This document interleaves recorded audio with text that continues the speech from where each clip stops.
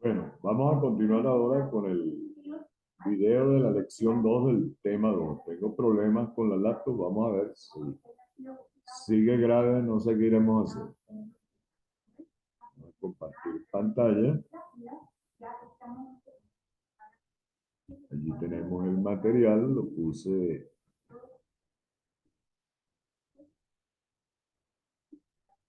A ver qué tamaño tienen las letras. Vamos a ponerlo un poquitico más grande para que ustedes puedan leer mejor. Okay.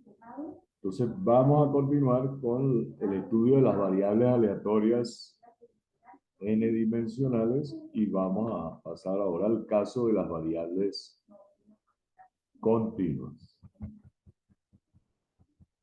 Vamos a introducir con un par de ejemplos, ¿verdad? La idea. Ya la hemos conversado. En el ejemplo 1 nos dicen que se producen componentes eléctricos de cierto tipo, que se elige uno al azar y se pone a funcionar hasta que falla, y registramos la vida en horas del componente.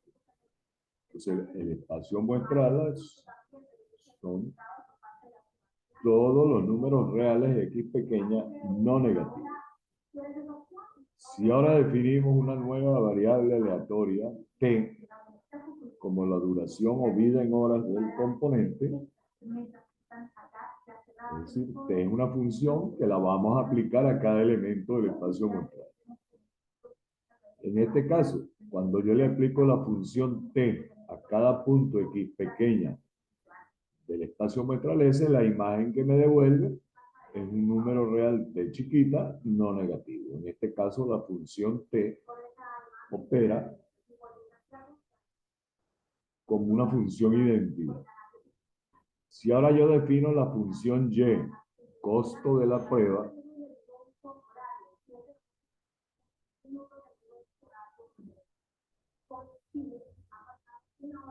como una función lineal de la duración de la misma, entonces esta nueva variable y es una variable aleatoria que yo puedo expresar como a más b por t, donde a y b son constantes reales positivas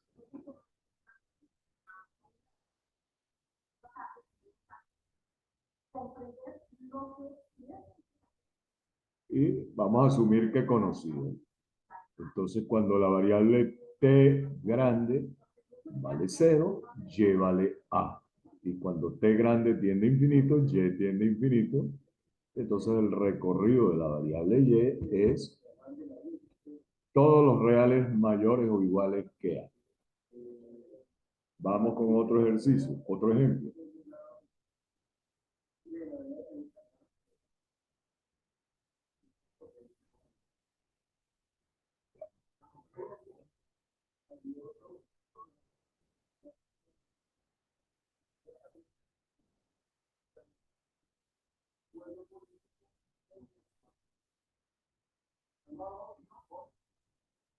Ok. Lo que estaba verificando era que estamos grabando, porque si no, estábamos poniendo la cómica. En el ejemplo 2, ¿verdad? Tenemos que ponemos a funcionar dos componentes electrónicos de cierto tipo hasta que fallan y registramos la duración en horas de cada componente. Entonces el espacio metral son los pares de números reales T1, T2, donde T1 y T2 son mayores o iguales que 0. Números reales no negativos. Si yo defino a X como la duración del componente que vivió más tiempo, entonces, ¿qué hace la variable aleatoria X? A cada punto del espacio muestral le asigna un número real que es el mayor de los valores T1, T2. Y como tanto T1 y T2 son no negativos, los valores X pequeñas de la variable X son los números reales X pequeñas mayores o iguales que 0.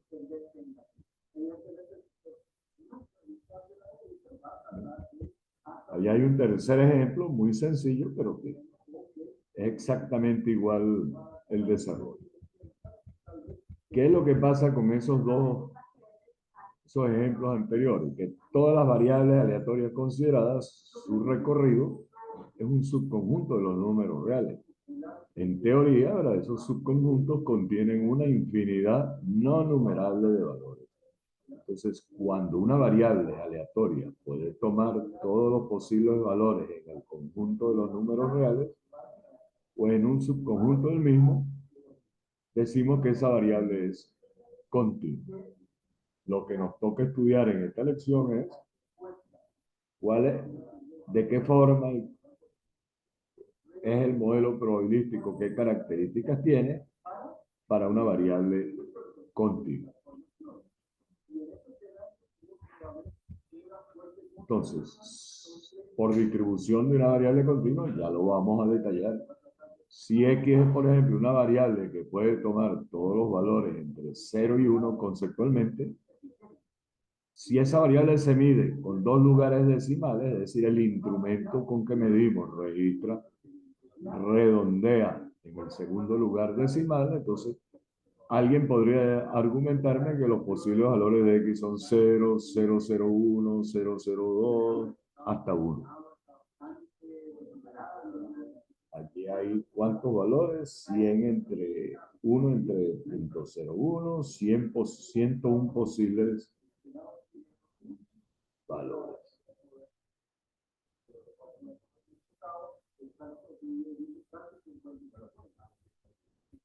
Entonces, desde ese punto de vista, el recorrido de X sería un recorrido finito. Y alguien podría decirnos, bueno, con cada valor X u Y de la variable aleatoria X asociamos un número real, P de X u Y igual a la probabilidad de que X tome el valor X u Y. Y esos valores deberían ser no negativos y la suma de todos ellos igual a 1. Igual que hicimos en el caso discreto. Pero este enfoque es conceptualmente débil.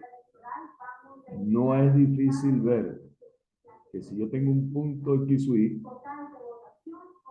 cualquier valor en un entorno de ese punto que sea de longitud pequeña o muy pequeña, ¿qué propiedad va a tener? Por ejemplo, todos los valores de la variable conceptuales entre 0,4995 y 0,5005, debido a la limitación del instrumento de medida, serán registrados como 0,50. Pero en ese entorno, ¿verdad?, que estoy marcando aquí, hay infinitos puntos indistinguibles de ese valor 0,50. Entonces, ¿cuál es el orden de ideas? Cuando yo hago una observación de X y el resultado me da 0,50, sería una inmensa casualidad que ese valor sea 0,50 y no verdaderamente 0,50 y no uno de los infinitos puntos próximos a él. En otras palabras, si hay infinitos puntos indistinguibles de 0,50, cuando mido 0,50 como resultado de una observación de X, habrá un caso de infinitos en que realmente ese valor es 0,50. Entonces, pareciera lógico plantear que lo que tiene sentido en este caso es decir que las probabilidades de los puntos X u Y son cero y que para fines de construir nuestro modelo probabilístico podríamos asumir o deberíamos asumir que la variable X toma todos los posibles valores entre 0 y 1. Es decir, que la variable es continua. ¿Cuál es la siguiente idea? Bueno, que lo importante en el caso de una variable continua son las probabilidades de intervalos y no las probabilidades de puntos. Es decir, cuando una variable X es continua, es decir, que su recorrido es el conjunto de todos los números reales o un subconjunto del mismo, lo que nos interesa es determinar probabilidades de qué tipo. Por ejemplo, probabilidad de que X tome un valor entre mayor o igual que A y menor o igual que B, donde A y B el intervalo AB es un subconjunto del recorrido de X. El intervalo podría ser sin incluir a A, o sin incluir a B, o sin incluir ni a A ni a B, porque las probabilidades puntuales en los extremos de ese intervalo ya estamos diciendo que las vamos a tomar como cero. Entonces, ¿cómo es que vamos a proceder? Bueno, las probabilidades puntuales de los cuales les hablé anteriormente son cero.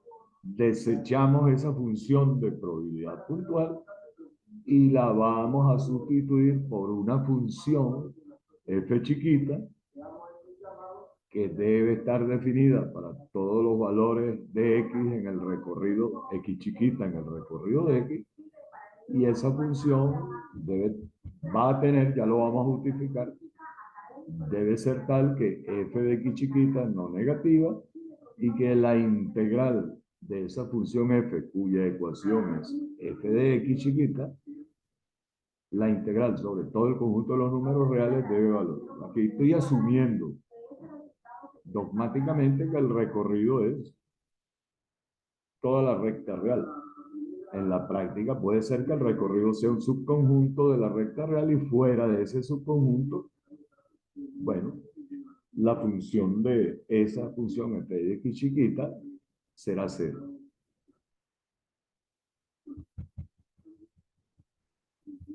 Vamos a la definición formal. Una variable x decimos que es continua si existe, entre paréntesis, siempre encontraremos una función, podremos encontrar una función que nos sirva para lo que estamos estudiando.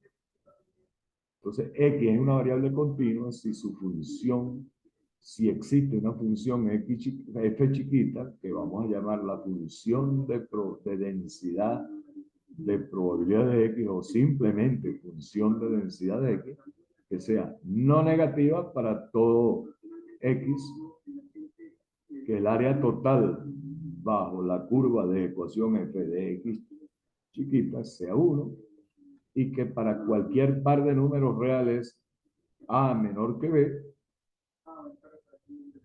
tengamos que el área bajo la curva de ecuación f de x entre a y b es la probabilidad del intervalo de que x tome valores entre a y b.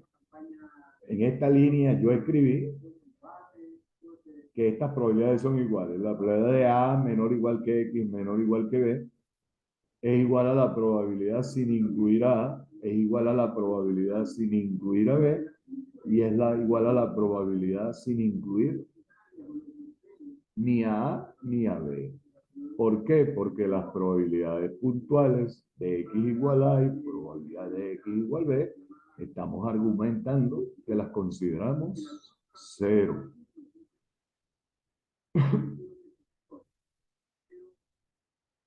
Y ahora viene lo interesante, ¿verdad? Tienen que seguirme, un poquito fastidiosa esta parte, pero ilustrativa. Siempre podremos encontrar una función f chiquita con ecuación f de x chiquita que sea apropiada como función de densidad de probabilidad o función de densidad de una variable aleatoria continua x. La función de densidad la vamos a abreviar de ahora en adelante f de p. Cuando estudiamos el enfoque frecuencial, vimos que la frecuencia relativa de un evento estima la probabilidad de ese evento y que en el límite, cuando hay un número grande, muy grande de observaciones, esa frecuencia límite tiende a la probabilidad teórica del evento. Si nosotros tenemos n observaciones de una variable aleatoria continua, la probabilidad de que x tome un valor entre a y b, de que x sea mayor que a y menor o igual que b, será el número de veces que ocurre ese evento entre el número de observaciones y esa frecuencia relativa será una estimación, una aproximación de la probabilidad teórica de que x esté entre a y b. Cuando tenemos una función f adecuada o apropiada, se va a cumplir para n grande que la frecuencia relativa de un intervalo tendrá un valor muy próximo al área bajo la función de densidad entre A y B. Vamos a ver un enfoque empírico que luego lo vamos a encadenar a lo que estamos diciendo. En el gráfico que ya les voy a mostrar, ¿de dónde sale? Hicimos 1000 observaciones de una variable X, las distribuimos en 31 intervalos de longitud 0,1 y construimos lo que se llama un histograma de frecuencias relativas.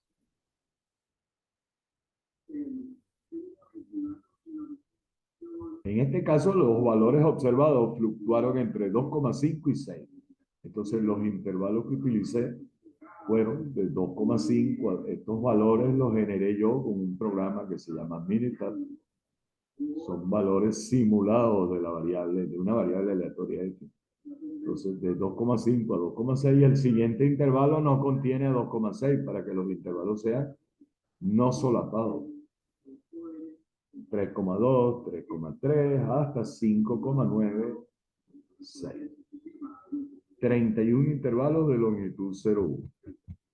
Conté cuántas observaciones cayeron en cada intervalo y construyo, es decir, determiné la frecuencia de cada intervalo, la dividí por el número de observaciones y obtuve las frecuencias relativas de esos 31 intervalos.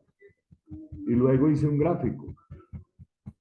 En las abscisas puse las frecuencias relativas y en las ordenadas las frecuencias relativas y en las abscisas aquí puse los puntos 2,8, por ejemplo, es el intervalo superior el límite superior del intervalo de 2,7 a 2,8 y también es el límite, no forma parte. Los valores que están allí son los límites superiores, son los límites superiores de los distintos intervalos. Es decir, donde tengo marcado el puntero es de 2,8 sin incluir a 2,8 hasta 2,9 y así sucesivamente. Para que un valor no haya dudas a qué intervalo pertenece. Si yo quiero estimar la probabilidad del evento X entre 3,6 y 4, yo tengo que sumar las frecuencias de cuáles intervalos de estos 4 intervalos. De 3,6 a 3,7, de 3,7 a 3,8, 3,8 a 3,9 y 3,9 a 4.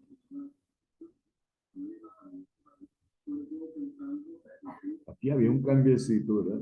Yo estoy utilizando...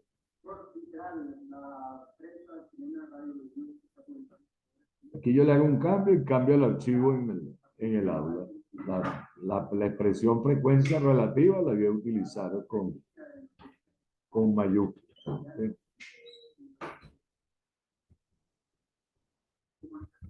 Bueno. ¿Qué es lo que voy a hacer ahora? Voy a estimar la probabilidad, como ya les estaba diciendo, de que X esté entre 3,6 y 4.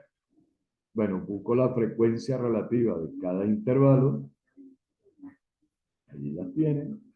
La sumo y la suma de esas 4 frecuencias relativas es la frecuencia relativa de qué intervalo, de que X esté entre 3,6 y 4. Ese 0,3110 es una estimación, una aproximación de la verdadera probabilidad o probabilidad teórica de que X esté entre 3,6 y 4. Voy a volverles a mostrar el histograma. Ese histograma, su contorno, si yo hiciera una poligonal que uniera los puntos medios de todos esos intervalos, me daría una línea que llamamos en la construcción de modelos una línea muy abrupta, con muchos picos, subidas y bajadas. Si ahora, en lugar de 1000 observaciones, hago 5000, es decir, hago 4000 adicionales y las distribuyo en 4 intervalos de longitud. Ahí hay algo malo, ¿verdad? La longitud es, vamos a chequear, 0,1 es la longitud.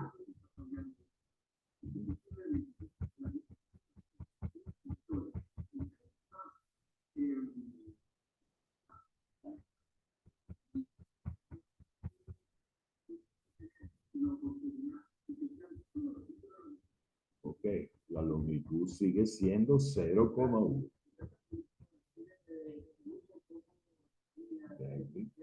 Quito este 0.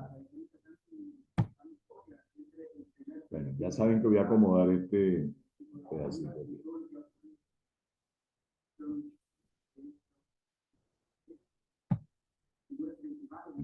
¿Cómo lo quito aquí? ¿Dónde estará del? Aquí. Vamos a hacerlo con el teclado en pantalla.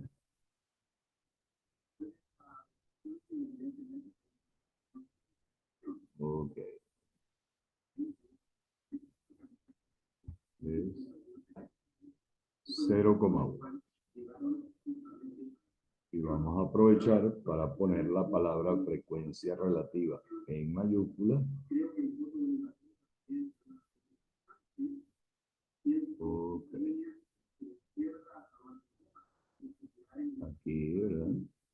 El teclado en pantalla. Entonces que tengo muchos periféricos conectados y entonces tengo que tener...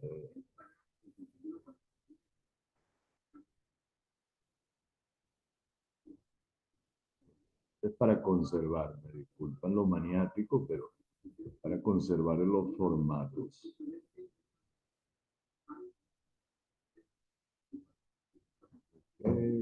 Y había otros sitios donde...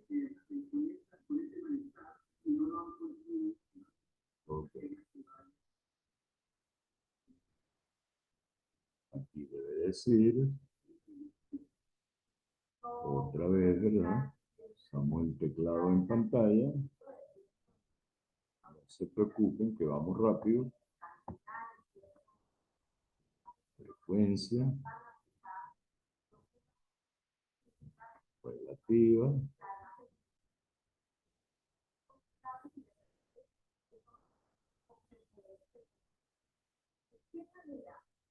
Okay.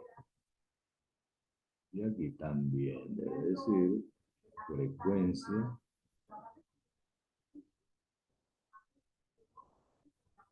relativa. Solamente para... Yo cambio el archivo en el aula, pero esto no es trascendente. No voy a poner ningún aviso. Bueno, entonces...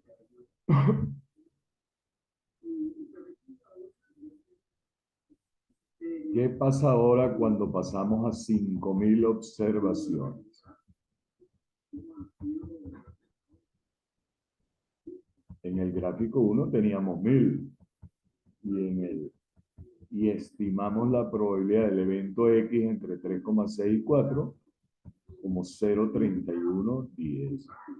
Acabo de decir que ahora vamos a pasar a 5000 y construimos un nuevo histograma. Ahora con 42 intervalos. Ahí me cambiaron, ¿verdad? Cuando yo aumento el número de observaciones, los valores observados no tienen por qué ser los mismos. ¿Okay?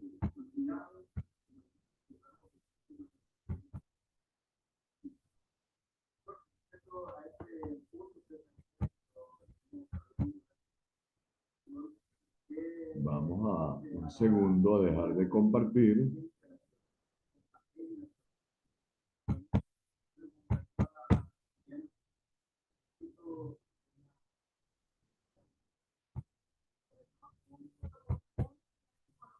Algo pasó aquí, ¿verdad? Empecé.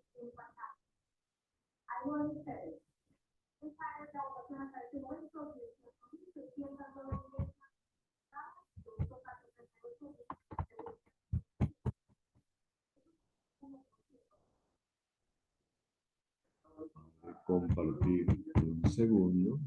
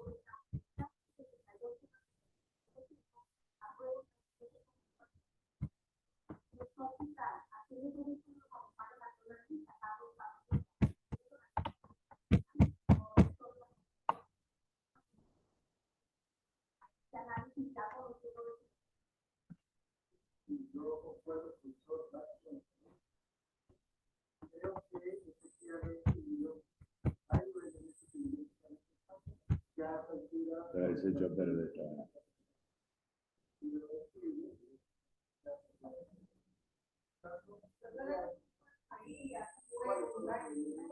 No, vale, yo no hago ningún juego.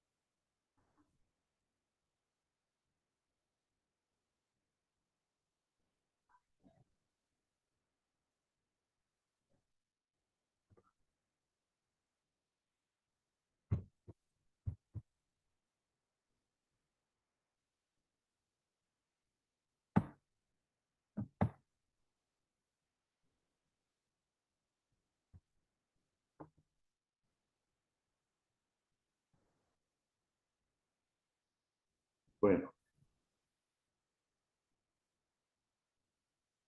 tenía una conexión de internet. Tenemos un bache aquí como de 3 minutos, pero no se preocupen porque no nos afectó. Recapitulo.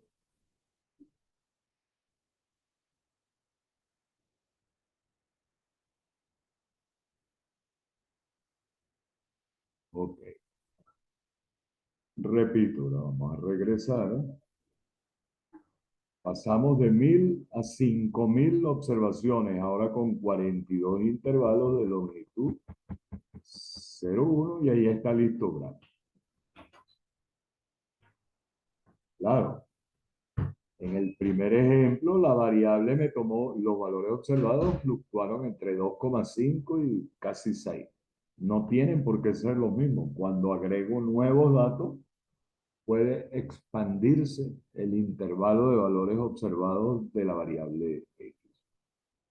Una primera cosa que notar, ¿verdad? Si ustedes tienen ese intervalo, ese histograma, ¿cómo era el contorno del primer histograma? Ahí hay una curva que se llama polígono de frecuencias que nosotros podemos unir los puntos, trazar una poligonal, un polígono que une los puntos medios de los intervalos, y en el caso del gráfico 1 es bastante irregular, abrupto. Pero ahora en el segundo histograma, fíjense lo que pasó.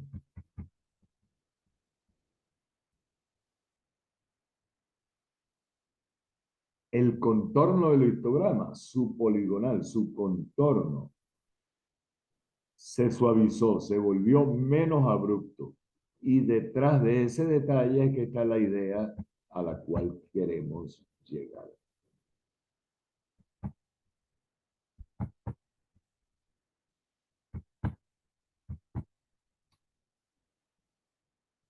Problemita aquí con el video.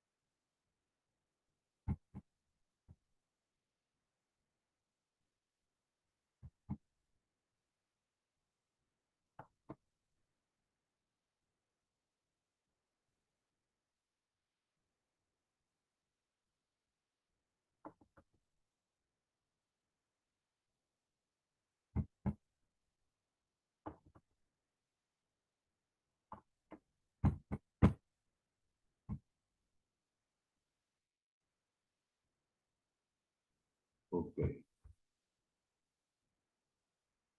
Bueno, dejé de compartir pantalla porque hubo otra caída de internet y hay otro bache. Regresamos a lo que estábamos viendo, ¿verdad? Ahora tenemos el histograma con 5.000 observaciones. Repito, ahora los valores empiezan un poco por debajo de 2,5 y terminan un poco antes de 6. Primer detalle, el contorno ahora se puso más suave. Y ahora nuevamente la probabilidad del evento que nos interesa, x entre 3,6 y 4. Vamos a sumar la frecuencia relativa de los intervalos que van de 3,6 hasta 4. Esas frecuencias se las acabo de dar en esta tabla. Y ahora la nueva frecuencia relativa, antes nos dio 0,3110 y ahora es 0,2962. Es decir, ahora la probabilidad teórica de que x esté entre 3,6 y 4 la estoy estimando como 0,2962. En esos dos histogramas que hemos visto, la altura de cada rectángulo, que es constante a lo largo de la longitud del rectángulo, es igual a la frecuencia relativa, ¿verdad?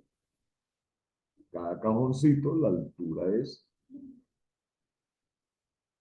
una frecuencia relativa y la base es 0,1. O sea que el área de cada cajoncito en esos dos intervalos es la frecuencia relativa multiplicada por la longitud del intervalo. Pero ahora lo voy a poner aquí.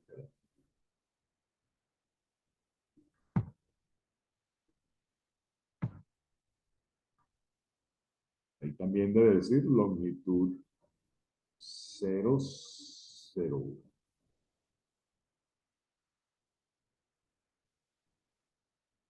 Ok, yo lo arreglo y ya ustedes saben que es 0,1.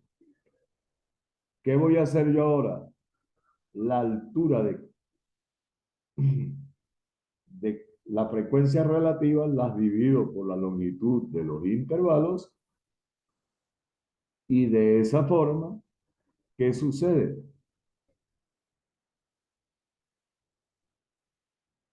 Aquí lo tienen. Ahora,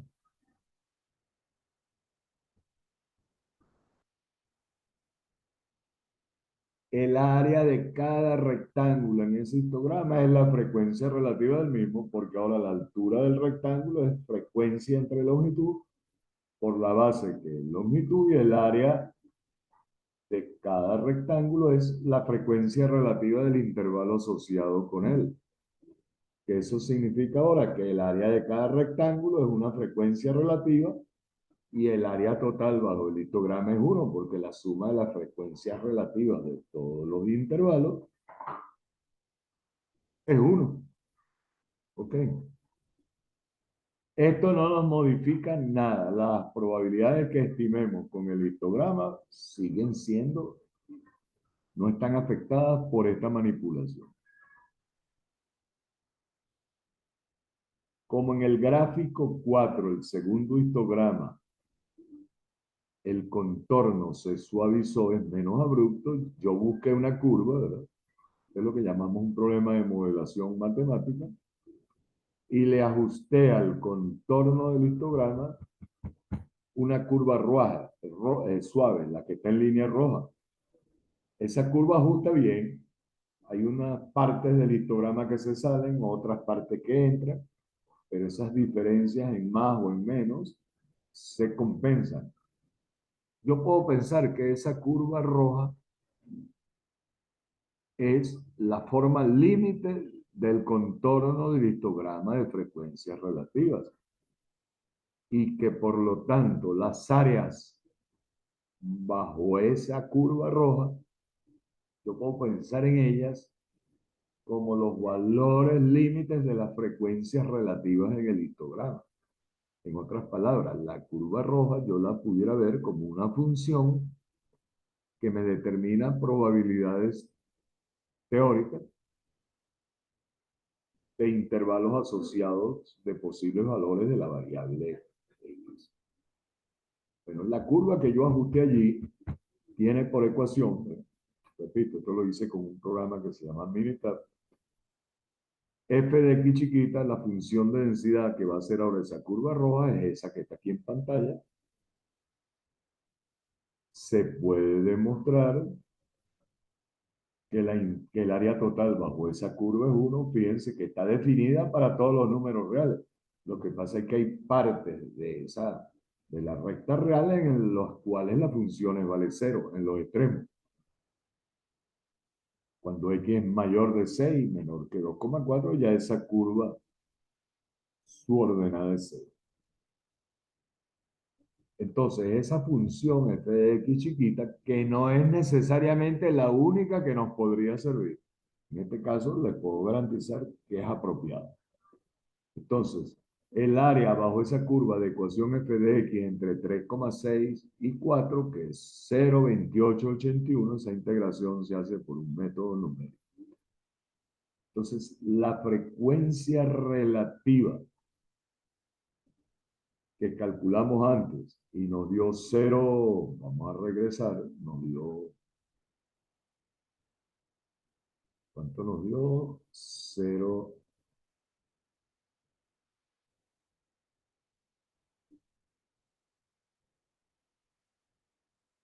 0,2962.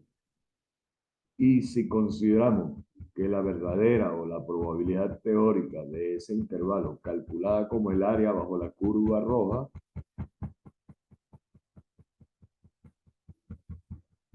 esa área la acabamos de ver en pantalla, es 0,2881, una diferencia muy pequeña,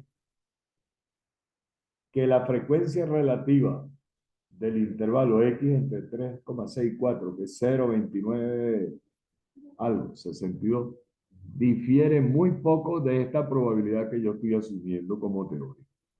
Entonces, ¿cuál es la idea? Que en el caso continuo, siempre podremos obtener, conseguir, ese no es el objeto del curso, sería en un curso de modelos estadísticos y probabilísticos, una función f de x chiquita, la función de densidad de x chiquita, tal que las áreas bajo esa curva son probabilidades de intervalo. Y si experimentalmente tomáramos observaciones de x, un número muy grande de observaciones, las frecuencias relativas se parecerían mucho a las probabilidades teóricas determinadas como áreas bajo la curva de densidad. Entonces, la función de densidad de una variable continua x es un medio, un mecanismo de establecer, asignar probabilidades teóricas bajo la premisa de que esas probabilidades teóricas no difieren demasiado de las frecuencias relativas que obtendríamos en base a experimentación. Ahí lo tiene. 0,2962 es una frecuencia relativa para las 5.000 observaciones, mientras que la probabilidad que estamos asumiendo como verdadera o teórica es 0,2880.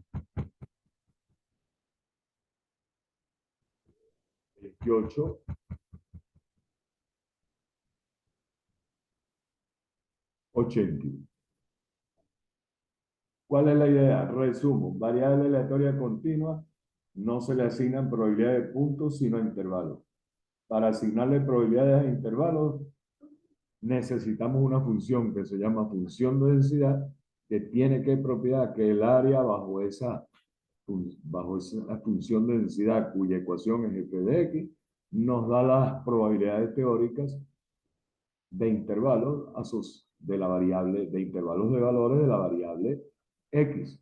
Y experimentalmente, si yo hago observaciones de x, las frecuencias relativas no diferirán mucho si el número de observaciones es muy grande de las probabilidades determinadas como áreas bajo la curva de ecuación f de x, donde f es lo que estamos llamando función de densidad. Eso es lo que dice el último párrafo, que la frecuencia relativa de un intervalo difiere muy poco de la probabilidad teórica de ese evento, calculada como el área bajo la función de densidad entre 3,6 y 4.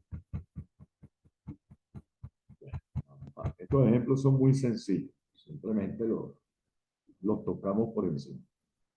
Supongamos que x tiene una variable, es una variable continua cuya función de densidad es k por x.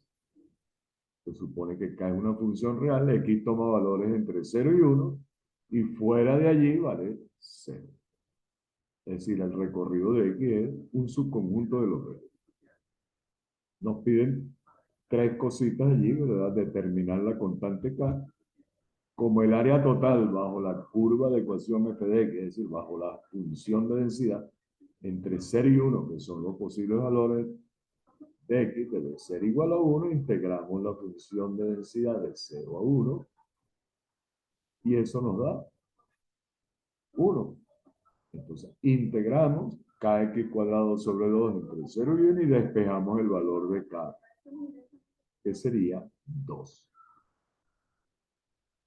Si quiero calcular la probabilidad de que x sea mayor que un tercio, y ahora eso significa que la función de densidad es 2x para x entre 0 y 1 y 0 en otros lados. Entonces, para calcular la probabilidad de que x sea mayor que un tercio, es la integral de un tercio a 1 de la función de densidad, 2x diferencial de x, y eso da 8,90. Ustedes lo revisan. 2 entre 2, 1. 1 menos, vamos a chequear, ¿verdad? 1, el límite superior es un 18, 1 menos, está bien. Y en la pregunta C nos piden la probabilidad condicional de que x sea menor o igual que un medio, dado que x está entre un tercio y 2 tercios. Entonces, eso es el cociente de dos cosas. En el numerador, la intersección de cuáles intervalos. De que x sea menor o igual que un medio y de que x esté entre un tercio y 2 tercios.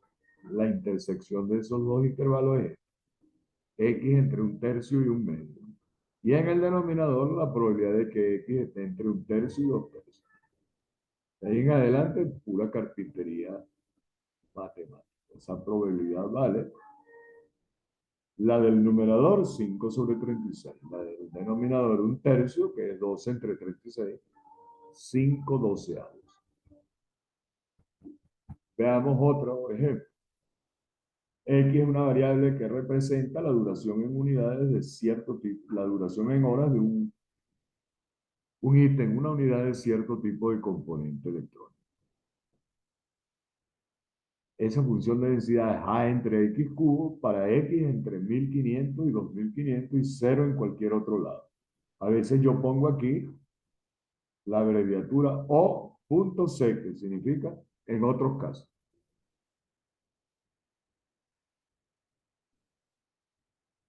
A es una constante real positiva.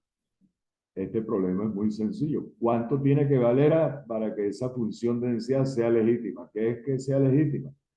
Bueno, que no sea negativa y que el área total bajo la curva de la función de densidad sea 1. Entonces integramos la función de densidad de 1500 a 2500, eso es 1, pura carpintería, ¿verdad? Y despejamos que A vale 1 entre 1422 por 10 a la menor 10. Ejemplo 3. Nos pide lo siguiente. Este sí es interesante este ejercicio. El diámetro en pulgadas de un cable eléctrico es una variable cuya función de densidad es 6x por 1 menos x para x mayor que 0, menor o igual que 1 y 0 en otros casos. Y queremos calcular qué valor x pequeño satisface esta condición de la probabilidad de que x sea menor o igual que x es el doble de la probabilidad de que x sea mayor que x. Bueno, entonces, bueno, los ejercicios no aportan mucho, son pura matemática. Del lado izquierdo, probabilidad de que x sea menor o igual que x chiquita es integral de 0 a x de la función de densidad. Y 2, probabilidad de x mayor que x, es 2 por la integral de x grande mayor que x pequeña, va de x hasta 1. Bueno, se resuelven las dos integrales. ¿Verdad? Ahí queda una ecuación de tercer grado. Con Excel, con el solver, se puede. Esa ecuación tiene tres raíces, pero una sola raíz real, que es x igual 0,5. Entonces la solución es x igual 0,5. Ustedes deben verificar que x chiquito igual 0,5 cumple con esta propiedad. Otro ejemplito, vamos a ver si este vale la pena hacerlo. Ok, este lo hacen ustedes. En la parte A es muy fácil determinar la constante C. ¿Qué es lo que van a hacer ustedes? Integran C por X de 0 a 1, C de 1 a 2 y menos c por x más 3c de 2 a 3. Y 0 en otros casos. Entonces, ustedes hacen 3 integrales iguales a 1, les queda una ecuación y despejan C. La parte B, en la sesión de consulta, la hacemos. Traten de hacerlo ustedes, pero yo la hago. Ejemplo 5. Creo que este también para que lo resuelvan ustedes. Determinar la relación entre A y B. Ahí les estoy dando el gráfico de una función de densidad. Bueno, lo que tienen que encontrar es la ecuación de esta recta y la ecuación de esta recta, de la recta dependiente positiva, de la recta dependencia negativa, y les va a dar que la función de densidad tiene dos expresiones. Una que vale de menos A, aquí no lo dice, pero este es 0. Donde está este eje vertical, esto es 0. Ok. Entonces, ustedes encuentran la relación entre A y B. O sea, tienen que construir la función de densidad. Para X entre menos A y A, este vértice les va a dar una expresión. Y para X entre A y B les va a dar otra expresión. Como el área total va a ser 1, bueno, entonces ustedes despejan una relación entre A y B. Repito, la función de densidad desde menos A hasta la abscisa de este vértice A es un triángulo. Y luego calculan el área de ese triángulo. Y luego desde A hasta B, esa área es otro triángulo. Calculan esa área. Esas dos áreas tienen que sumar 1. De ahí les va a salir una ecuación que les va a permitir despejar A y B. O la relación entre A y B. No hay una solución única. Este sí es importante. Este me interesa que lo cambien. Supongamos que les damos una variable x continua definida entre 0 y b. Su función de densidad es 1 entre b. ¿Quién es b? La longitud del intervalo. Y fuera de ese intervalo la función de densidad vale 0. Nos piden que demostremos que en este tipo de distribución de probabilidad, yo estoy llamando distribución de probabilidad al conjunto al par formado al conjunto de todos los pares x chiquita, donde x chiquita es un valor de la variable, y f de x chiquita, que es la función de densidad. ¿Ok? Llamamos distribución. Creo que no lo dije en ninguna parte. Cuando una variable x grande es continua, todos los pares el conjunto de todos los pares x chiquita, donde x chiquita es un valor de la variable y f de x chiquita es el valor de la función de densidad en ese punto x chiquita, esa colección la llamamos distribución de probabilidad. Para simplificar, lo usual es que cuando hablamos de la distribución de probabilidad de una variable continua, simplemente nos referimos al conjunto de los valores de la variable, en este caso es 0b, y a su función de densidad, sin tanto palabrerío. Si yo considero dos intervalos, x1, x1 más h, y x2, x2 más h, esos dos intervalos tienen longitud h. Cuando yo calculo la probabilidad de que la variable x esté entre x1 y x1 más h, integro la función de densidad desde x1 a x1 más h, y eso me da h entre b. Es decir, la longitud del intervalo, que es un evento, el intervalo de x1 a x1 más h es un evento de la variable x. Ese evento, su longitud es h, y me da la probabilidad, me da que la probabilidad de que x tome un valor en ese intervalo o de que ocurra ese evento es la longitud del evento entre la longitud total del recorrido y x2 a x2 más h es otro intervalo que también tiene longitud h. Integro la función de densidad y me da lo mismo. ¿Y qué es lo que estamos observando? Que esa variable aleatoria x grande, cuya función de densidad es 1 entre la longitud del recorrido, a eventos de igual longitud, le asigna la misma probabilidad, y esa probabilidad es la longitud del evento entre la longitud total. A este tipo de distribución o a este tipo de variable que cumple con esto lo llamamos distribución de probabilidad uniforme. En este ejemplo decimos que la variable x tiene una distribución uniforme en el intervalo 0. Bueno, está listo. Recuerden, en este video hay 2 o 3 baches porque hubo caídas de internet, pero no se perdió nada.